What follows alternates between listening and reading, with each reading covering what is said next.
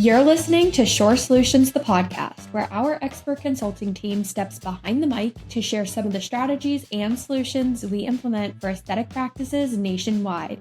With decades of combined experience running and coaching aesthetic and medical practices, we bring you the guidance that strengthens operations, elevates profitability, and supports long-term growth. This is where solutions begin. Welcome back to another episode of Shore Solutions, the podcast. My name is Cristian Devoz, and I'll be your host for this episode. I'm one of the partners and a senior client success manager here at Shore Solutions. And today I'm joined by no one else than our very own Nan Maddox, our senior client success manager. Nan, it's a pleasure to have you once again in the podcast. Thank you for having me, Cristian. My pleasure. So Nan, to get started, today we're going to be talking about when should aesthetic practices raise their prices and when to hold. So basically... when to hold them and when to fold them. Right. It's a gamble. Right. So should you hold your prices? Should you raise your prices? What should you do? That's what we're talking about today. Let's get into the conversation, Nan. And the first question is going to be revenue, retention. Can we have one without the other? I mean, if I raise my prices now, will I lose patients because of that?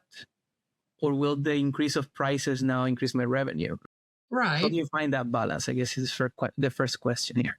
I guess I don't ever frame the two together because they're so very interconnected. And I think the key to understanding all of that is the patient mix. What does your patient base look like? Do you have high volume, price sensitive patients, or do you have loyal outcome driven patients who value your expertise? So you have to determine what your patient mix is. What does your patient look like? And then you have to really look at data. You know, what is your booking lead times? What's your wait list? How far are you booked out? So it's not just looking at one limiting factor. It's looking at a big picture. I love that you mentioned your patient mix because it all starts with who your patients are. And when you understand how they think, what's important to them, now you can prioritize how you proceed in your practice. Like if you're a med spa, you're very volume driven, right? In a med spa, as opposed to a surgical practice where you really want to be result driven and people will come to you because of the quality of your work. So it depends on who you are and who your patients are.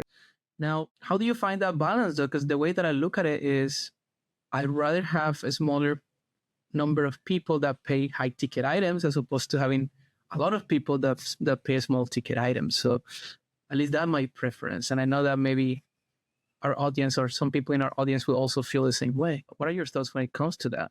Well, you have to look at your schedule. You know, if like an injector, if you're at capacity, if you're booked out 8 to 12 weeks and you raise your prices a little bit, and you have a small drop in retention, well, that's okay because what you're doing is opening up room for those higher value patients to be able to book an appointment, whereas they wouldn't have been able to before because you were already at capacity. So it's just a balancing game. And you really have to look at numbers and really have to weigh things out to make sure that you're doing the right thing at the right time. For a surgeon, typically when you're booked out 2 to 4 months is when you're going to start looking at raising prices.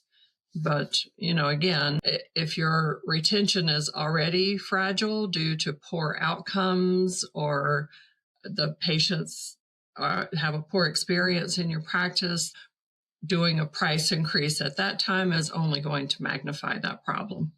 So again, it has to be a delicate balance and making sure you're doing it at the right time so that it actually protects retention and reinforcing your brand value, what your brand is all about. Right. Now you mentioned the word value, and that makes me remember all of these times when we have been with clients and they say, well, our patients are complaining about our prices. They say we're charging too much, we're too expensive. Because that's the other end of the balance, right? You don't want to be too cheap, but also you don't want to be too expensive. And they start asking us, hey, should we lower our prices to match our competitors? Should we try to beat the competitor based on price? What is your answer to that? We get asked that quite a bit, and we actually do a lot of competitor analysis for our clients. And our advice typically is competitor pricing is basically a reference point. It's not your roadmap. It's not something you want to base your prices on, because, when a patient chooses a surgeon for a facelift, that's different than what they're looking for in a facial or a neurotoxin. They're going to choose that surgeon based on trust, not necessarily on what Dr. A, B, or C is charging down the road. They're going to base it on whether or not they trust the surgeon. Your prices need to reflect what your outcomes look like, your demand, your expertise, the technology that you have. Did you just have a purchase a new piece of equipment? And again, your brand positioning. Are you a Walmart? Are you doing the $5,000 breast augmentations and have a high volume of patients? Or are you more of a Neiman Marcus, where you don't have as many patients, but the ticket price is a lot higher? So again, you're looking at brand positioning, and what you don't want to do is be reactive with your price changes. Just because a med spa down the road is doing a promo, or you see that a surgeon is doing a highly discounted service, you don't want to react to that and change your pricing. You need to stick to what your value is and not lower that value. And again, looking at internal metrics, you have to look at utilization, demand, productivity. All of those things are going to be what drives your price decisions, not necessarily your competitors or your competitor discounts. Very interesting. Now, based on what you're saying, we should look both inside and outside. You should look outside to see what are the others charging as a reference point, and then you look inside and you say, well, based on my metrics, my performance, my patient, this is how much I believe I should be worth. This is how much I believe I should be charging. And then you analyze how the market that you have performs after you increase the prices. Like if you increase the prices and you notice a very big decrease in patients, and now your revenue is actually being hurt by that increase, maybe that was not the right decision to make or the right increase for that price. So you got to analyze it and you got to look at what's out there as well. So you should do both. Now, I've heard this many times. So is inflation a legitimate reason to raise prices, or just an excuse practices use when they should be fixing deeper issues? Maybe sometimes it's both, but inflation is absolutely a legitimate factor in raising prices. I mean, you have increased supply cost, labor cost, freight cost, vendor pricing increases. All of that has gone up dramatically over the past few years. So if you don't raise your prices to accommodate for those increases, then your revenue is absolutely going to drop. Malpractice premiums or accreditation rates have really skyrocketed. And those aren't optional costs. Those are things that you have to do within your practice. But that alone shouldn't drive your pricing. You have to look at what's going on internally. Do you have internal inefficiencies? Do you have slow consults? Do you have poor booking management? Do you have low conversion rates? Are you not doing price comparisons for the products that you're buying and making sure you're getting the best value? So raising prices again based on inflation doesn't fix operational problems. It only buys time. So you really have to look again at the big picture and evaluate both your cost drivers, what you're paying for everything, plus your operational performance before you do any type of price increase. Let's take a quick break. We know that maintaining a profitable aesthetic practice while managing all the moving parts of your business is challenging. While your passion and dedication lie in caring for your patients and practicing medicine, the same enthusiasm might not extend to crunching the numbers in your business. Well, here at Short Solutions, we can help you with your financial analysis. Our services are designed to help you identify opportunities for growth, reduce unnecessary expenses, and maximize your practice's profitability. Whether you're seeking to streamline operations, increase revenue, or gain clarity on your financial performance, We provide the tools, strategies, and expertise you need to succeed. Schedule your free consult with our team today to get started. Now, here comes my concern when it comes to raising prices based on, the increase in inflation. And is this: a lot of people right now are having difficult times, and to be honest, these are difficult times, especially financially, and that goes not only for the US but also for the world in general. Now, many times owners of these big corporations or practices or businesses in general, they pass the increased cost to the patients. That's what we're talking about, how sometimes people will increase the prices based on inflation. How would that make the patient feel, though, when we're talking about an industry that is based on, it's cash-based, number one, for the most part, and then also customer service oriented? Like, these are optional procedures. These are not medical procedures that are needed necessarily. In some cases, they might be, like in the case of a functional rhinoplasty or in the case of reconstruction. But when we're talking about aesthetic procedures, how would that patient feel if they feel that you're passing the increase of those costs to them? Yes, absolutely. And we get that question again a lot from our clients. If I raise prices, what will my patients think? I got that just last week from one of our clients. So, you have to look at it from the patient's perspective. A loyal patient is rarely going to leave because you raised your prices. They're going to leave when the value of that price increase isn't adequately communicated to them. So you really they want to know the why. Why is the price increasing? And if you've invested in better training, if you've sent your staff, your people to have better ways of doing the job, if you've invested in a new technology, if you've upgraded your product, if you've improved the experience, you have a new surgical suite that's now in-house versus having the patient go somewhere else, all of that reinforces that you're committed to providing excellence. And then that actually elevates your brand, and it communicates to the patient why that price increase.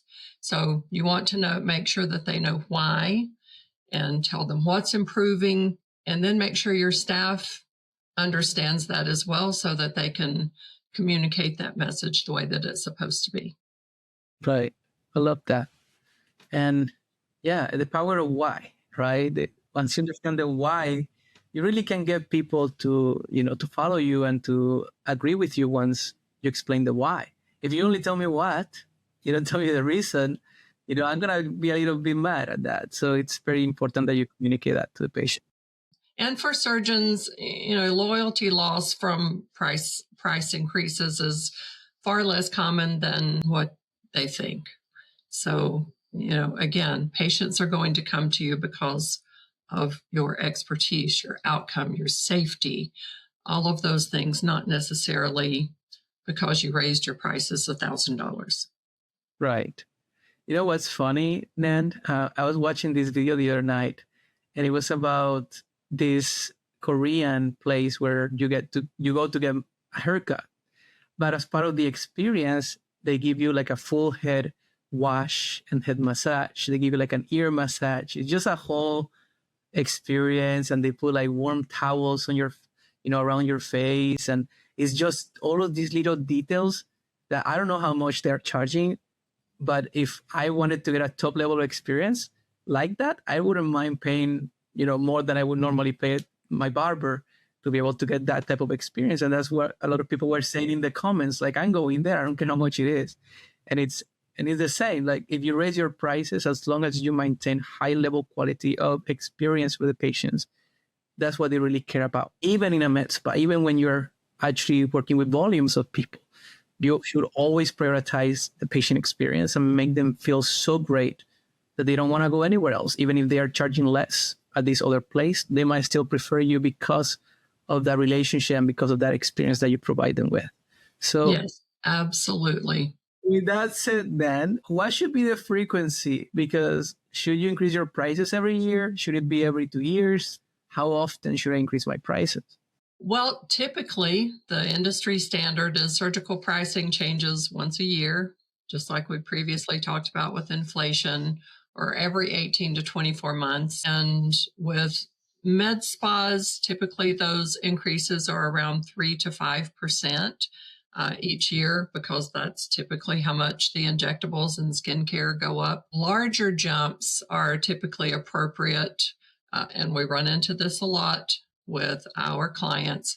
If a surgeon's booked out 8 to 12 weeks, that typically indicates that it's time to raise prices. If your surgical outcomes and reputation have elevated, and we recently saw that happen with a provider who had a patient featured in People magazine for a facelift, and all of a sudden that reputation has certainly elevated and would most certainly warrant a price increase, because the demand is going to be significantly higher. If you've invested in new technology, then a larger jump is appropriate. And then if your overhead has increased, if you added a second OR and you've had to add staffing, or, if your cost of doing business has increased, then you're certainly going to have to raise your prices again.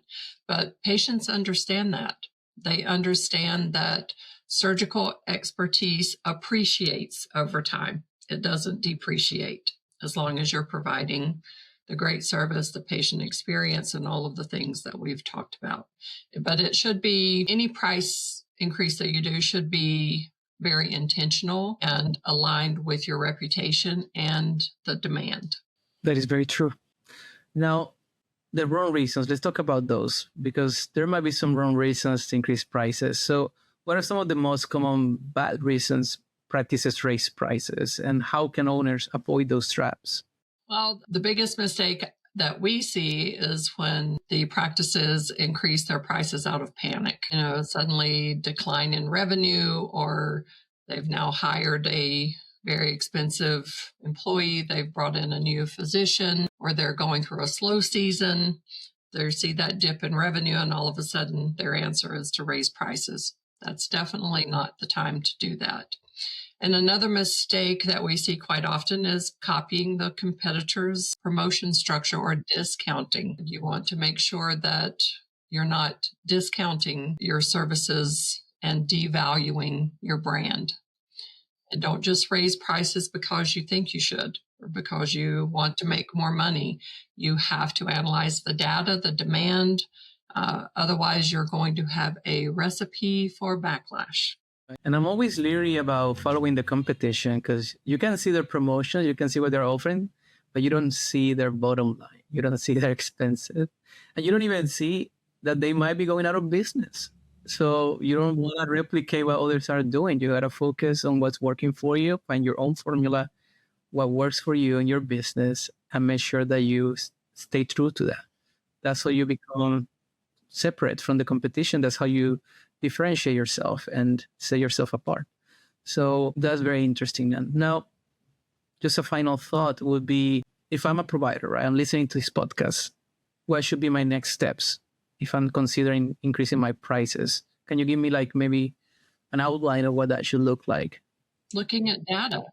I mean, you look at demand, you look at capacity. How far are you booked out? The provider expertise. Are you adding a different technique? Do you have a technique that's different than someone else that you can promote? What are your cost of goods and overhead? Make sure you are doing a great analysis of your P&L so that you know how much you're spending and what that percentage is to revenue. And your brand strength and positioning. What are you wanting to look like to your patients? What are you representing? And then the patient experience improvements. What have you done to improve that patient experience? And when these 5 things are aligned, the price increases feel natural. They don't feel forced.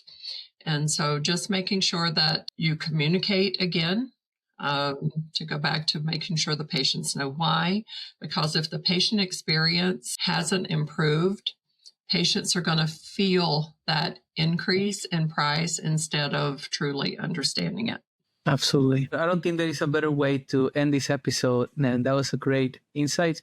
And for those of you listening, I guess look at where you have been to figure out where you're going. And that would be my final thought there. Always make sure you're analyzing the information that you have by the numbers. Look at your data, look at your patients, and then make the best decision for yourself for the practice. And then, of course, monitor that decision to see if you did the right thing or if you need further adjustments.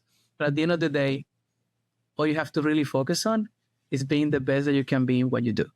Yes, I think the bottom line with that is, raise prices because your value has increased, not because you need the revenue. Love it. And with that, thank you, Nance, so much for being with us in this episode. It has been such a great conversation, very great insights as well. And I hope that, our audience was able to get good value out of this. Thank you, everybody, for listening, and good luck and God bless everybody. Before you go, new episodes are released every 2 weeks, offering perspective on the decisions, systems, and leadership behind well-run practices. For continued insight between episodes, follow us on social media at Shore Solutions. This is Shore Solutions, the podcast.